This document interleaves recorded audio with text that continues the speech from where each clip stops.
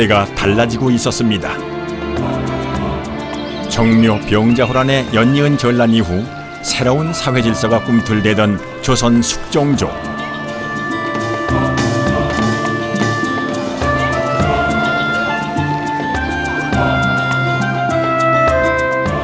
제야에 한 선비가 있었습니다.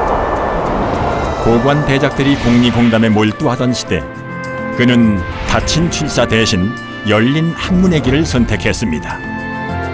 그는 그림으로 백성들의 삶을 표현했고 그들을 보듬었습니다. 18세기 초, 남들이 보지 못했던 것을 발견하고 실천했던 한 지식인을 만나봅니다.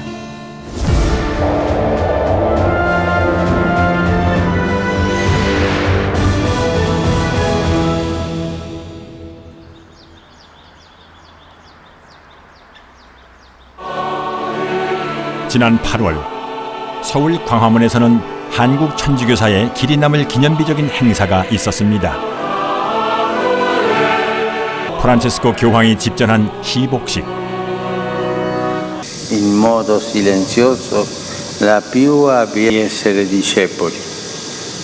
Per molti ciò significò la persecuzione e più tardi la fuga sulle montagne. 조선 후기 천주교 박해 당시 목숨을 잃은 124위의 순교자에 대한 시복식. 가야 할 길을 제시합니다. 아니면 세상을 따를 것인가. 변하는 민심에 아랑곳하지 않고 끝끝내 완고했던 성리학의 나라 조선. 서양에서 들어온 이단 서학의 신봉자들은 엄청난 희생을 치를 수밖에는 없었죠.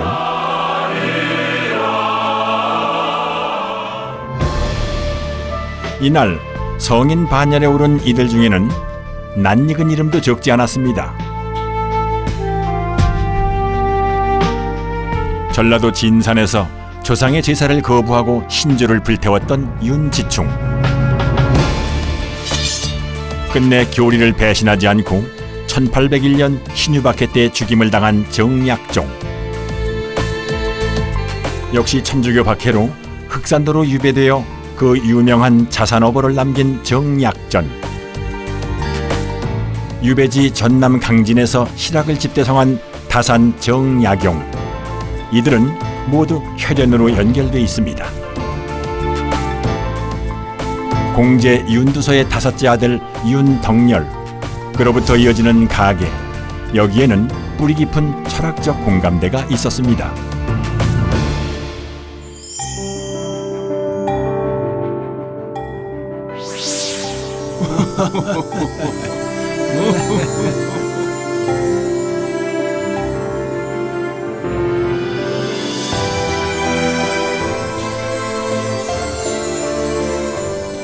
지금은 이렇게 뜻이 맞는 성직자들이 종교의 차이를 넘어 함께 사회적 실천을 하는 것이 낯설지 않죠. 각기 다른 종교 지도자들이 한자리에 모여 종교 간 화해와 평화를 선보이는 장면도 어렵지 않게 볼 수 있습니다. 그러나 성리학 1세기의 나라였던 조선시대는 전혀 달랐죠. 조선시대의 성리학, 유학이 너무 교조화 됐다고 할까요? 그런 과정에서 그 유학 이외에 다른 사상이나 종교를 배척하는 그런 경향이 상당히 강했습니다. 아버님 공제공의 발끝에도 미치지 못하지만 저 역시 붓을 들었습니다. 선친으로부터 물려받은 더없이 귀한 유산이었죠. 낙서, 윤덕희도 윤두서의 업적을 이어가고 나름대로 또 새롭게 변해갔던 화단의 새로운 경향을 또 수용하는 그런 시도를 통해서 당대의 선비화가로서의 명성을 이어가고 있습니다. 선친의 영향이었을까요? 저 역시 당대 유학자들이 외면하던 불가와 도가의 인물들을 많이 그렸습니다.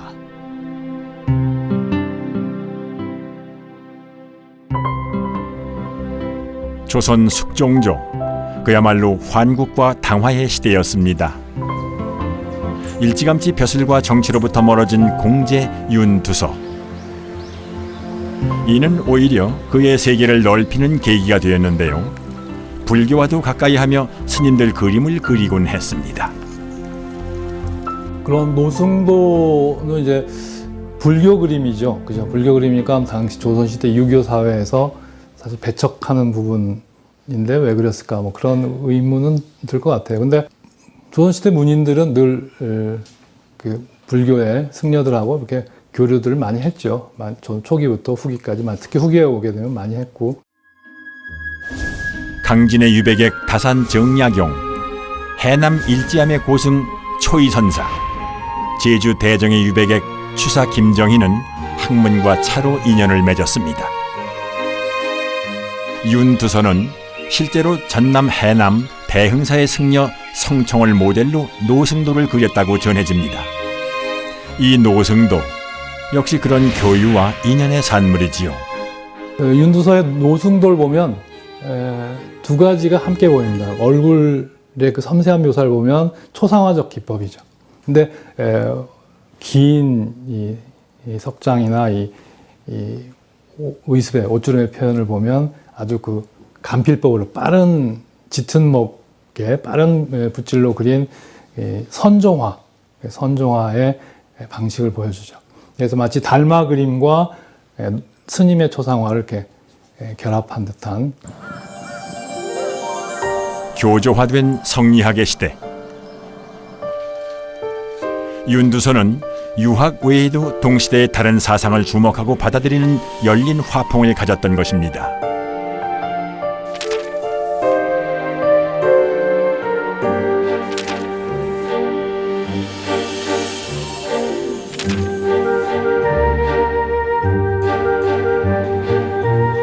이런 그의 화풍은 장남 윤덕희에게 이어졌습니다. 아들 윤덕희는 승려들은 물론 신선 그림도 많이 남겼습니다.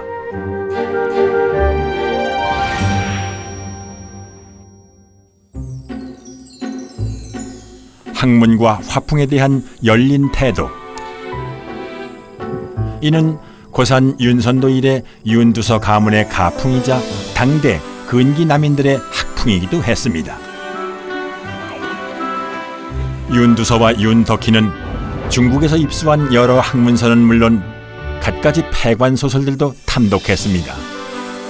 특히 공제는 중국 폐관 소설에 나오는 여주인공 그림까지 남겼습니다.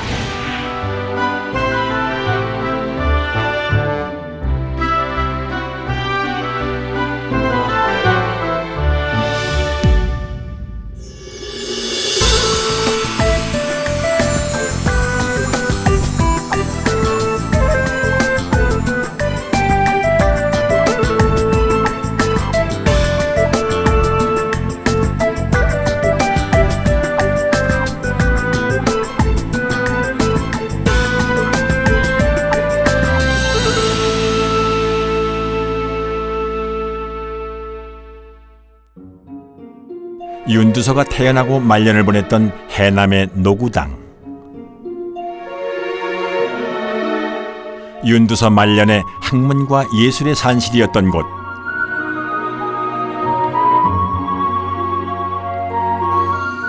지금은 사라졌지만 이곳 서가에는 일제강점기까지 수천 권의 서책이 빼곡히 차 있었습니다. 대부분 일반 사대부들도 쉽게 구하기 어려운 책들이었죠. 공제 집에는 적어도 1927년까지는 어마어마한 책이 남아 있었는데 그 책 중에 중국 책 중에는 하론서, 천문서, 중국 지리서, 뭐 유불도과 관련된 여러 가지 책들, 그래서 거의 중국에서도 볼 수 없는 굉장히 귀중한 책들이 많이 있었습니다. 윤두서 가문은 당시 중국으로부터 많은 서책을 구해와 선진 문물을 접하고 있었는데요. 윤선도의 할아버지 윤의중은 중국의 사신으로 가서 귀한 서책을 구해오기도 했습니다. 고산 윤선도 유물전시관. 이곳에는 당시 윤두서 가문이 소장했던 서책의 일부가 전시돼 있습니다. 1927년 조선사 편수회가 조사한 바에 따르면 노구당에는 해남윤씨 군사 목록이라고 해서 2,700여 권의 장서가 있었습니다. 해남윤씨가 그 당시에 우리나라 최고의 부자였지 않습니까? 국부로 불려졌기 때문에 그런 것을 많이 투자를 해가지고 그런 책들을 구입했는데 굉장히 방대한 내용으로 이루어졌습니다. 그래서 이런 것이 계기가 돼가지고 공제의 학문과 예술, 또 고산 윤선도의 학문과 예술에 형성되는데 지대한 영향을 끼친 것이죠. 지식이 곧 권력과 직결되던 봉건시대, 고대의 서적을 폭넓게 탐독하는 가풍을 이어받은 제야의 사대부 윤두선은 다양한 분야에 막힘과 거침이 없었습니다. 그의 두신론은 당시로서는 치명적이었던 천연두 예방법을 제시한 책입니다. 자미배국은 별자리로 인간의 기륭화복을 점치던 책이고요. 방성도는 중국에서 발간된 직후 윤두서가 구해서 천문학을 공부한 서책이었습니다. 서양의 신학문까지 받아들였던 것이죠.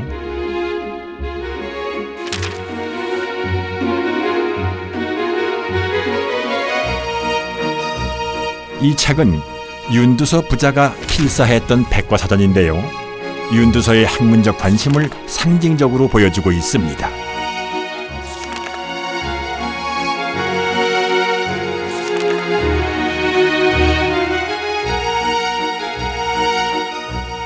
양휘산법, 이 책은 수학서적. 복잡한 도형과 기하까지 담겨 있는데요. 도대체 그는 왜 이렇게 다양한 분야를 공부했던 걸까요? 그 새로운 정보에 대한 그 관심, 이게 이제 윤두서의 그 열린 학문의 자세, 그렇게 보면 성리학 혹은 명예의리 이런데 이제 그 매몰되어 있던 조선의 문인들과 달리 이제 자기를 열고 새로운 문예 이론, 소설책, 그 다음에 지도 이런 것까지도 다 수용해서 남기려고 하는 그런 자세를 보이죠. 그것뿐만이 아니에요. 공제가 그린 이 그림 선차도, 여기에는 당시 선진문물을 눈여겨본 그의 남다른 안목이 담겨 있습니다. 지금까지 그거는 풍속화로 알려져 있지만 그들이 거기 안에서 공제가 집중적으로 신경을 썼던 것은 바로 선차도, 본인 스스로가 옆에다가 그렇게 써놨지 않습니까? 그거는 이제 풍속화라기보다는 기계의 재현이 굉장히 중요했고, 당시로서는 그 발로 그 핏대를 이렇게 밟으면서 이렇게 돌아가게 하는 그런, 어떻게 보면은 반자동시계, 지금 오늘로 말하면 굉장히 최첨단의 기계이단 말이죠. 그걸로 목기를 깎는다. 굉장히 중요한 거죠. 또 다른 그의 그림 줄의 병거지도, 4마리의 말이 이끄는 수레와 그 위에 올라탄 병사, 그 묘사가 매우 세밀한데요. 윤유라고 하는 사람이, 남인의 그 사람이 전쟁을 할 때 우리가 병차를 만들어야 된다고 주장한 게 17세기 후반에 공제보다 좀 더 이른 시기에 그런 주장을 하게 됩니다. 병차를 만들자. 근데 공제는 그걸 어떻게 만들까라고 봤더니 주례에 있었던 것이죠. 거기에 주례 고공기에 보면은 병거를 만드는 법 자체가 나오게 됩니다. 중국의 과학기술 서적인 주례 고공기라는 책에 기록만으로 남아있던 것을 실제 그림으로 그려낸 것. 말과 수레바퀴 공간의 길이까지 연구하여 그린 매우 사실적인 그림. 그의 관심은 이렇게 병법에까지 다 있었던 것입니다.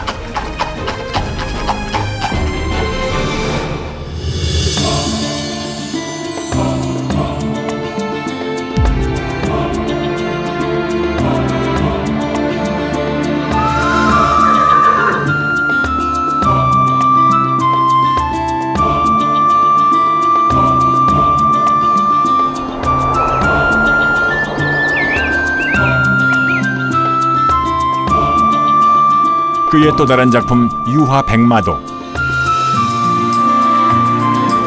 작품을 대하는 윤두서의 태도가 가장 잘 담겨있는 그림입니다. 실제로 그는 말을 좋아했습니다.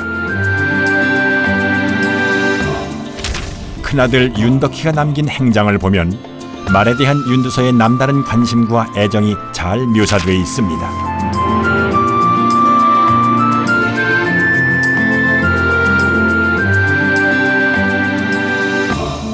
이 유화 백마도는 뒤에 보시면은 그 버드나무를 보시면은 실생을 하지 않고는 도저히 그런 그 감성을 표출해낼 수 없는, 그래서 이 작품이야말로 윤도서가 주장했었던 그런 그 실득적인 그 정신이 가장 잘 드러난 작품이 아닌가. 실상을 해서 말을 사랑하고 말과 같이 생활하는 사람이 아니고는 그런 기품이라든가 그런 그 사랑스러운 그런 모습을 도저히 표현해내기가 어려울 거라고 생각합니다.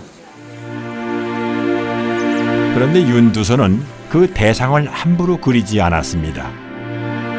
대상을 면밀히 관찰하고 대상과의 일체화가 이루어져야만 비로소 붓을 들었습니다. 이런 윤두서의 작품 태도를 당대 활원가였던 남태응은 그의 청죽화사에 그대로 기록해두고 있는데요.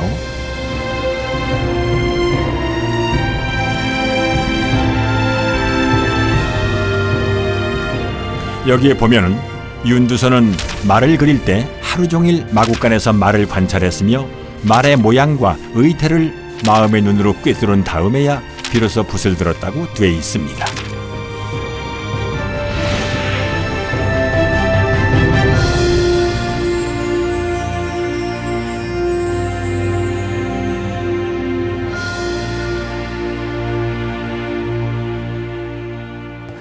대상을 정말 면밀하게 관찰해서 그 진리를 터득해야 붓을 들었다. 특히 말 그림을 그릴 때 그랬다고 하는 그런 실득의 정신은 바로 이제 실사고시 정신, 실학의 정신하고도 연결이 되는데, 대상을, 그죠? 대상을 꼭 담게 그리려고 하는 의지. 이게 이제 실학 정신이라고 봐야죠. 왜 그러냐면 대상을 꼭 담게 그려야 되겠다는 의지가 이전 그림에서는 사실은 크게 발달하지 않았거든요. 대상을 완전히 파악한 다음에야 비로소 붓을 드는 자세, 이를 실득이라 했습니다. 그리고 이 실득 정신은 그대로 실학 정신과 연결되는 것이었습니다. 이것이 윤두서가 다른 화가들과 확연히 구분되는 면모였던 것입니다. 이런 그의 작품 태도는 아들 윤덕희에게 전해져 윤두서 부자의 말그림은 당대 으뜸이었다고 합니다.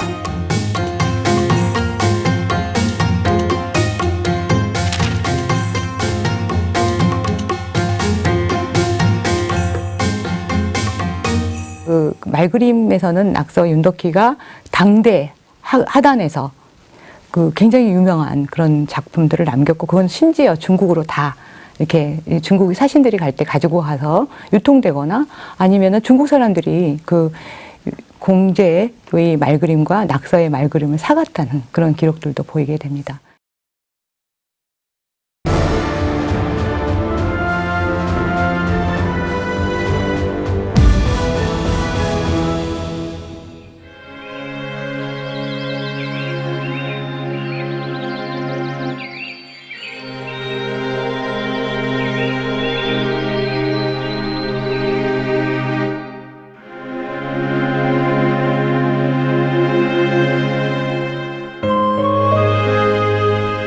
실득의 정신으로 대상을 포착한 선비화가 윤두서. 그의 관심과 시선은 조선 화단의 기념비적인 작품을 낳게 하는데요. 바로 서민들의 일상을 화폭에 담기 시작한 것입니다. 그것도 사대부나 고관대작이 아닌 서민 여성들을 화폭에 담은 것입니다.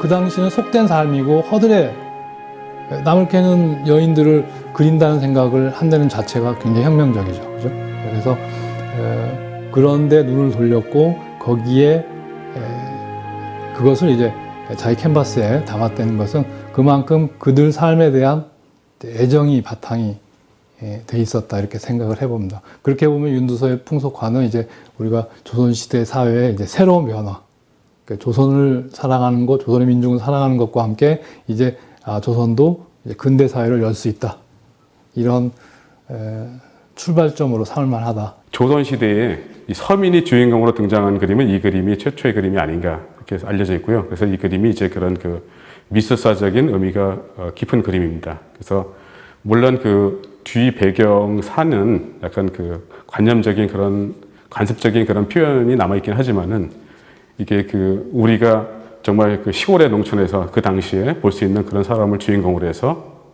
그랬다는 점에서 한국 최초의 풍속가로서 그런 의미가 있다고 생각합니다. 선비화가 윤두서가 맨 처음 그린 조선의 서민 여성들, 이것이 조선 풍속화의 시작이었습니다. 막 나무를 캐려는 여인과 힘든 어깨를 풀려는 듯 몸을 일으킨 여인의 모습, 여기에는 현대의 시각으로는 볼 수 없는 의미가 담겨 있습니다. 나무를 캐는 아낙네들을 그림의 주인공을 삼았다. 이런 것은 오늘날 우리들의 눈으로 보면 아주 평범한 것일 수가 있지만 그 당시의 사회상으로 보면 있을 수가 없는 것이었습니다. 그런 점에서 공제는 정말 대단한 그런 혁명적인 생각을 가지고 있었던 것이죠. 상공업이 성장하고 있었지만 노비가 물건처럼 거래되던 신분 계급 사회. 허드렛 일을 하는 여인을 화폭에 담은 아버지의 열린 생각은 아들 대에 와서 더 넓어지고 과감해집니다.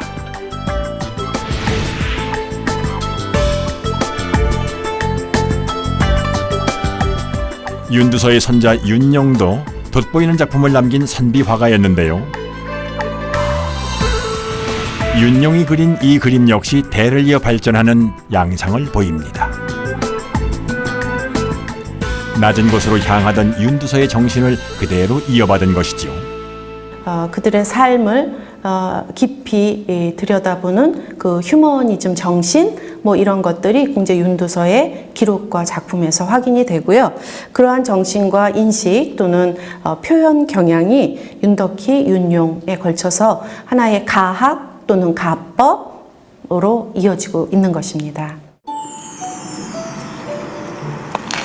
이런 그림, 우연히 나온 것이 아니었습니다. 공제 윤두서는 가난하고 힘없는 서민들에게 깊은 애정과 따뜻한 시선을 갖고 있었습니다.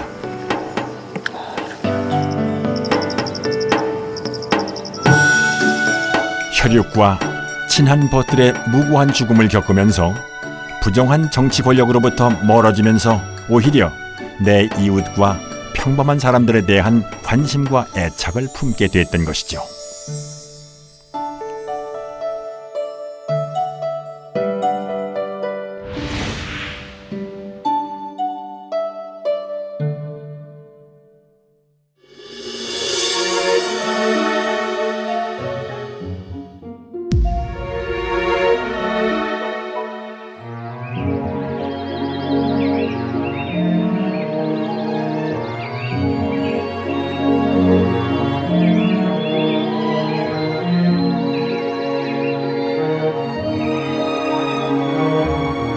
힘없는 서민에 대한 공제 윤두서의 남다른 관심, 이는 단순히 작품 속에만 남아있는 것은 아니었죠.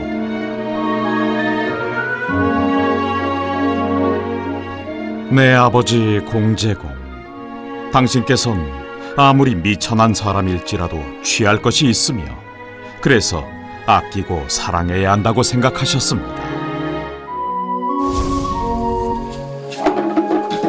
종가의 종손, 수많은 노복을 거느리셨던 아버님, 그들에 대한 아버님의 시선은 늘 너그러웠고 결코 노복들을 함부로 대하지 말라 하셨습니다.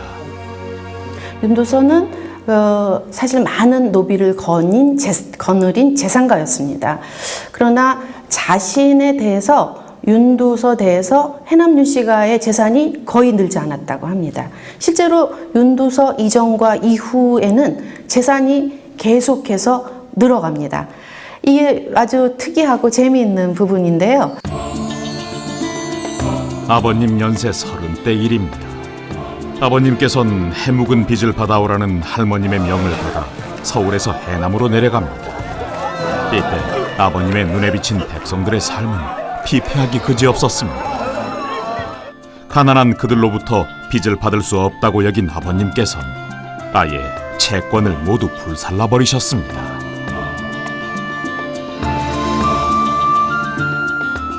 또한 아버님께서는 노비를 함부로 대하면서 굶주리게 하는 세태를 걱정하며 이를 저희 후손들에게 경계로 삼도록 하셨습니다. 아버님의 선우록 제사에는 노비와 가난한 자에 대한 평소의 생각과 말씀이 잘 담겨 있습니다. 아버님은 이 기록으로 저희들에게 경계하고 반성하도록 하셨던 것입니다.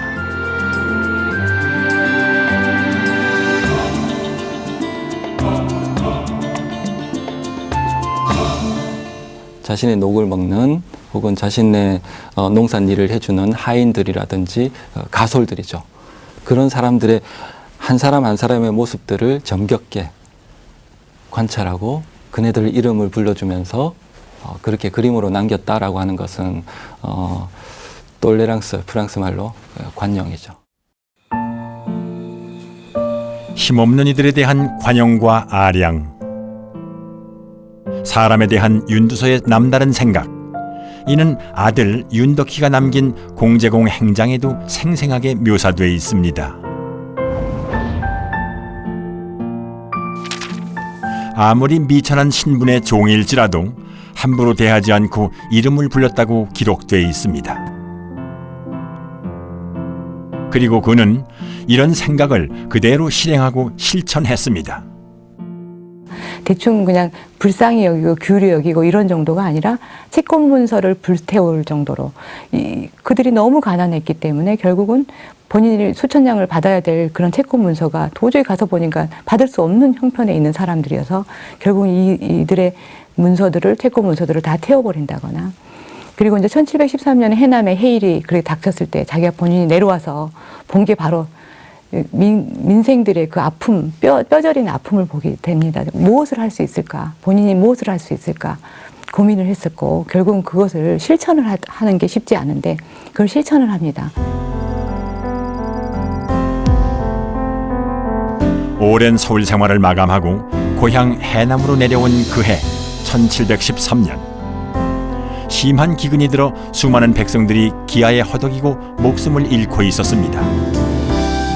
공제는 종가가 소유한 산의 나무를 베서 백성들에게 소금을 굽도록 해 이들을 구휼했죠. 이를 계기로 당시 해남 군수가 윤두서의 벼슬을 추천했으나 그는 이를 거절했습니다. 대신 이웃에 대한 관심과 이들의 삶을 자신의 기록 공간인 그림에 담는 것, 이것만이 그의 관심사였죠.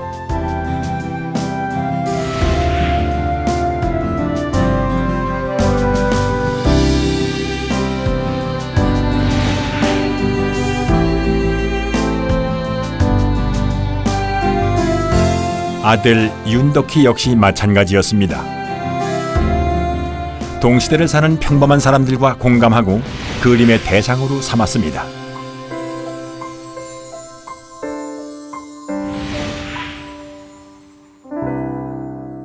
공제 윤두서가 그 민간의 생활을 그리기 시작했다는 게 이제 첫 시작이죠. 관아제 조영석이 또 풍속화를 그렸네요. 그 조영석은 사실은 이제 당시 당쟁의 구도로 보면 윤두선 남인이고 조영석은 노론이었죠.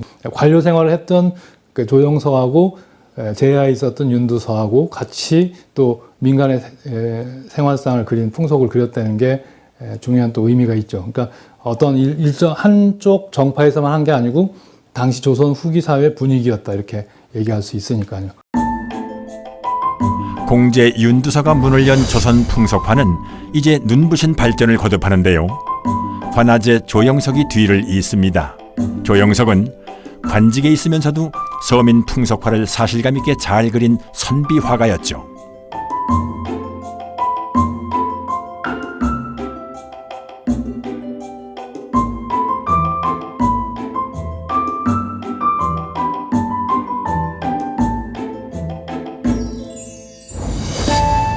그 뒤를 이어 조선 석화 분야 불세출의 거장 단원 김홍도가 등장하고요.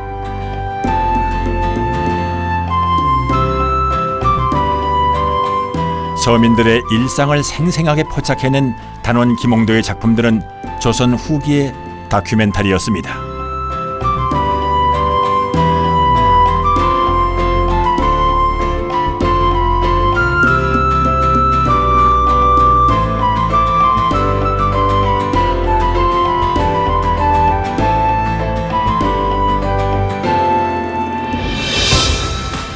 긍제 김득신에 이르러 조선 후기의 풍속화에는 해학과 풍자의 묘미가 더욱 풍부해지죠.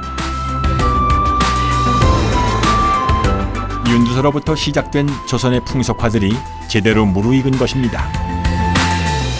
그죠? 문을 연 화가 문을 연 문인 이렇게 보시면 될 것 같아요. 그래서 이제 우리 조선 후기 회화의 특징은 뭐 풍속화라든지 진경산수라든지 초상화의 뭐 사실적인 묘사 기량이 이렇게 크게 증진된다든지 이런 것들이 그러면 조선적인 것이 뭐고 조선의 인물이 어떻고 조선의 땅은 어떻고 조선의 풍속은 어떻고 하는 그런 문화의 분위기, 그 분위기의 문을 공제윤두서가 열었다고 봐야죠.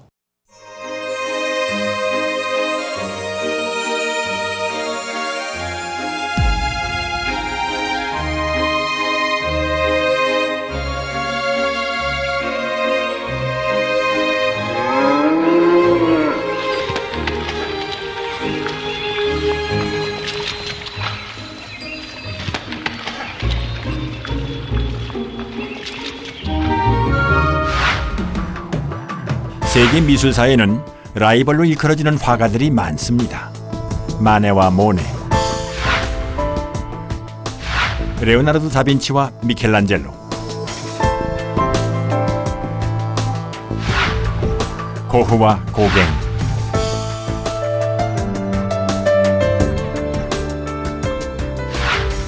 피카소와 마티스. 수많은 화가들이 동시대에 활동하며 경쟁적으로 명작을 탄생시켰죠. 그렇다면 윤두서의 라이벌은 누구였을까요? 이 무렵 조선 화단에는 또 다른 천재 화가가 등장하는데요.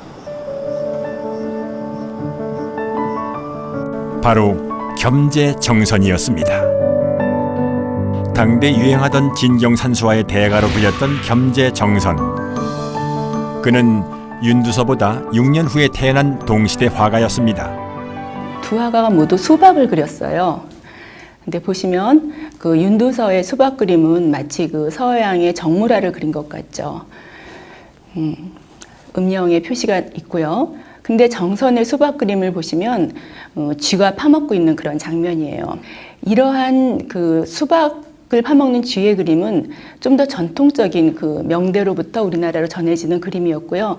그 당시 사람들이 즐겨보던 그림이었고, 정선은 그 당시 많은 사람들이 보고 싶어하는 그림을 이렇게 재미있게 잘 그리는 그런 화가였다면, 윤두서는 스스로 학습해서 뭔가를 탐구해서 그리는 그런 화가였다는 것을 그 같은 수박을 주제로 한 그림에서 비교를 해보실 수 있을 것 같고요.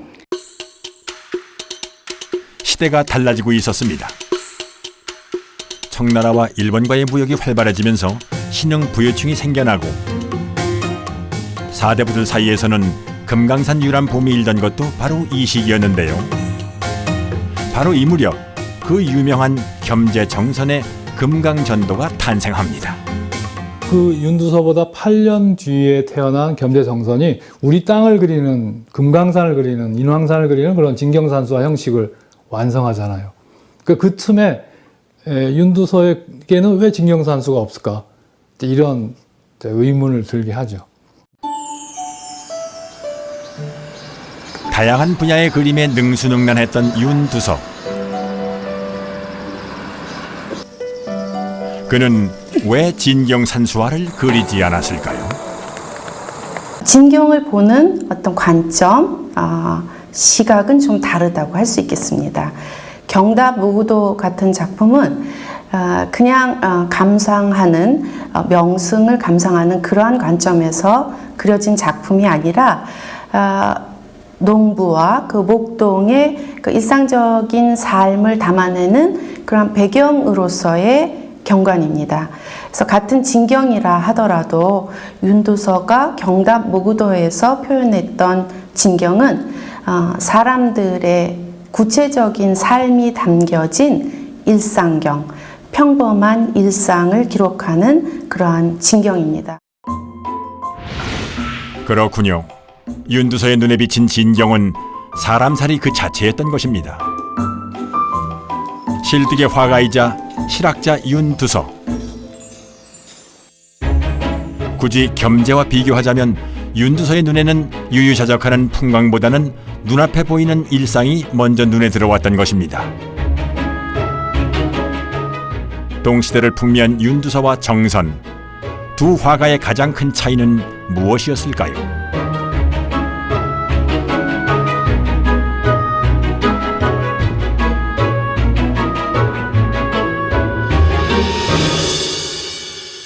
예를 들어서 겸재의 인왕지색도라든가 금강전도라든가 이런 작품들은 그 대상을 정확히 그렸다 이렇게 말할 수는 없습니다.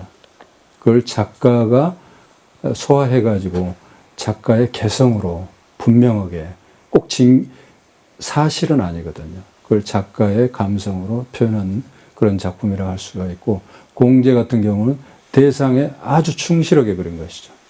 대상, 사실 그대로. 그렇기 때문에 어떤 예술성이나 이런 것은 떨어질 수가 있다.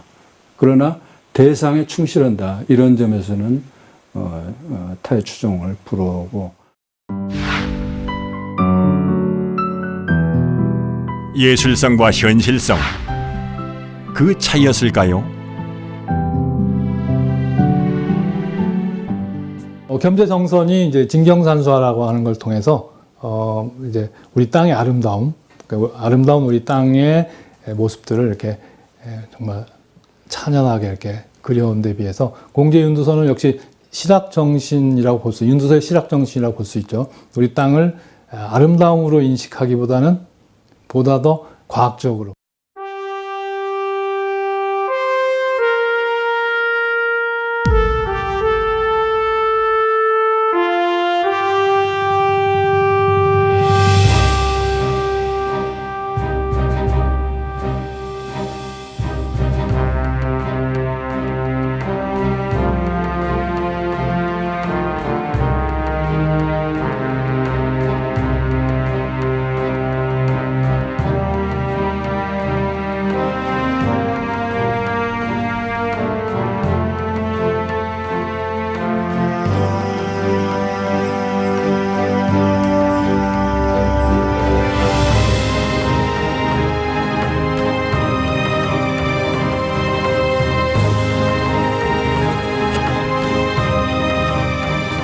백성들의 질박한 삶을 화폭에 담은 공제 윤두서. 새로운 세계에 대한 그의 관심과 호기심은 또 다른 영역을 탐색하게 하는데요. 그건 바로 지도였습니다.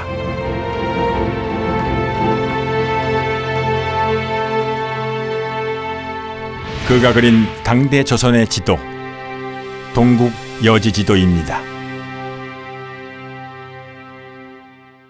조선 지도가, 동국 지도가 있었습니다. 공제는 그런 관찬 지도를 하나 구했나 봅니다. 그래서 그거를 이제 보게 되면서 여기에 굉장히 문제들이 좀 있다.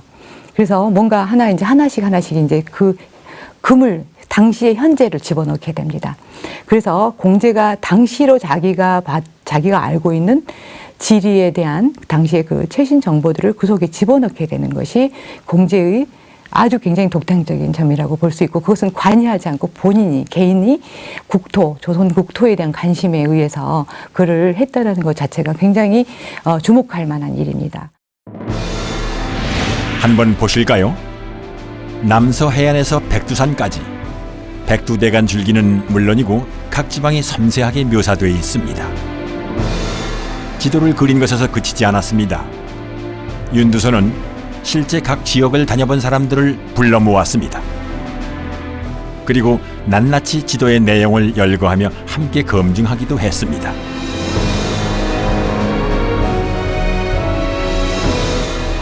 그런데 윤두서는 왜 이런 지도를 그릴 생각을 했을까요?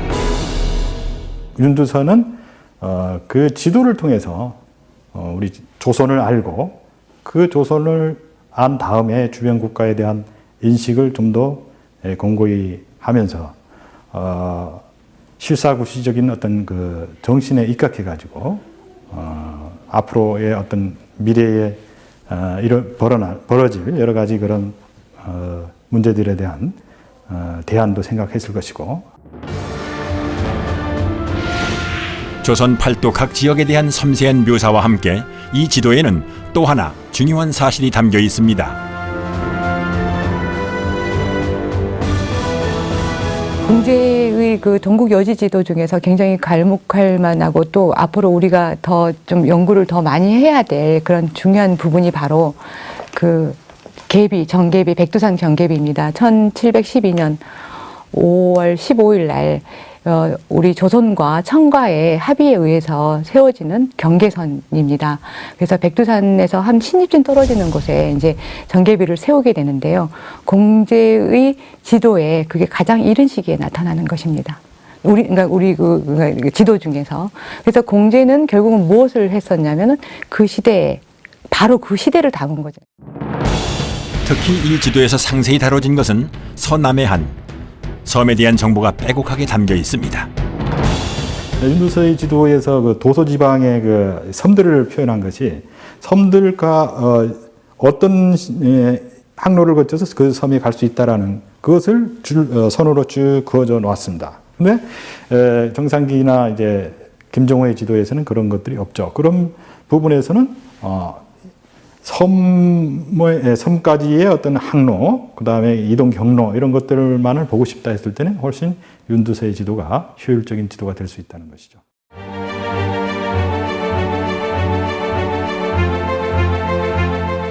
윤두서의 이 지도는 나중에 그의 후손이자 조선 최고의 박학 경세가로 평가받는 다산 정약용도 보게 됩니다. 지도를 본 다산은 이런 평가를 남겼습니다. 마치 공중에서 내려다보는 듯 생생하고 세밀한 이 지도를 그린 공제의 솜씨를 묘법이라 했군요.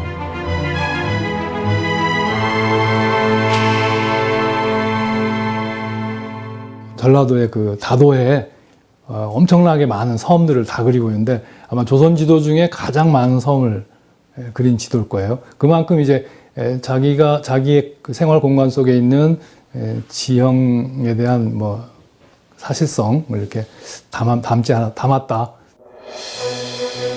여기 윤두서의 또 다른 지도가 있습니다. 바로 일본 지도인데요.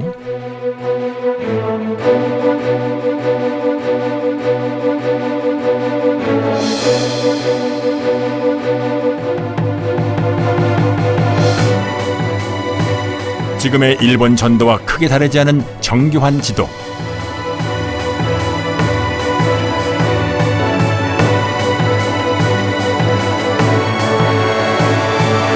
어떻게 개인이, 그것도 일본에 가보지 않은 사람이 어떻게 그 일본 지도를 구해서, 그것도 굉장히 최신판 지도를 구할 수 있었을까? 그게 이제 바로 통신사들입니다. 윤두서는 일본을 다녀온 조선통신사를 통해 최신 일본 지도를 입수했습니다. 윤두서는 이를 다시 그리면서 범례, 일본의 수로, 전국의 군현, 역참, 거리, 곡물의 수확량 등 다양한 정보를 지도에 담았는데요. 임진왜란 이후 국교와 단절된 일본의 모든 정보를 담았던 것입니다.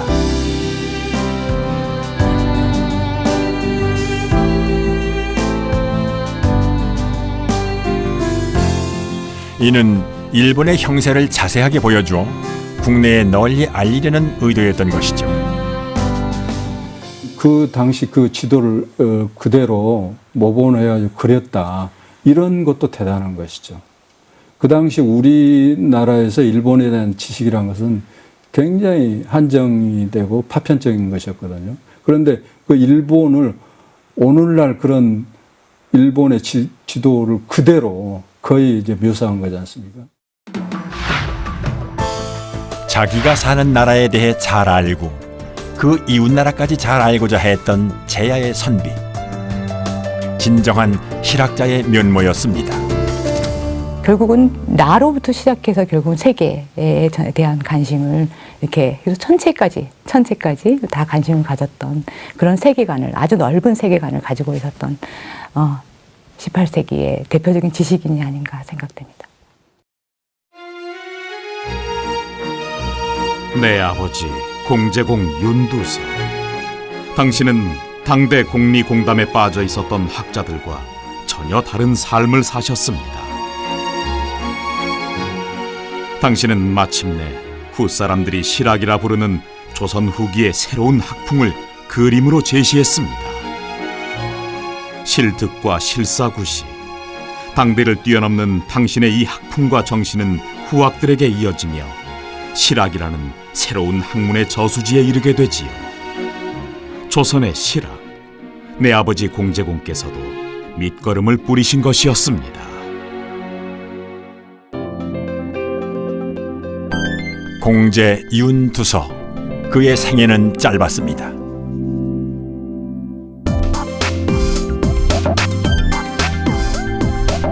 그러나 그가 실득의 정신으로 문을 연 새로운 예술과 학문은 넓고도 깊은 것이었습니다.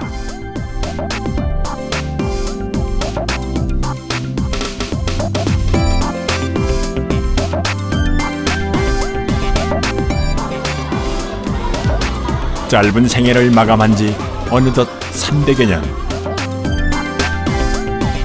그를 기리는 특별한 전시가 열리고 있습니다.